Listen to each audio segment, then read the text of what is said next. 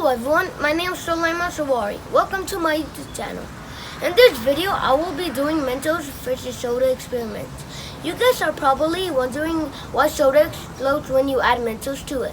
Mentos candy provides a rough surface that allows the bond between the carbon dioxide gas and water to break more easily, helping to create carbon dioxide bubbles. Mentos are dense.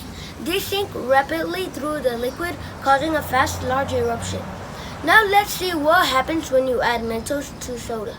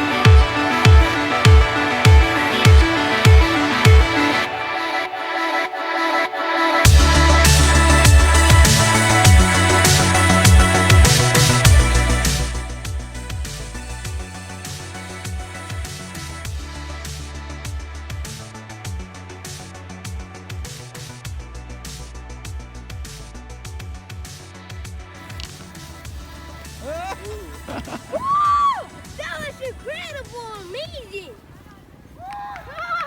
That was crazy! Thank you for watching this video. Like and subscribe.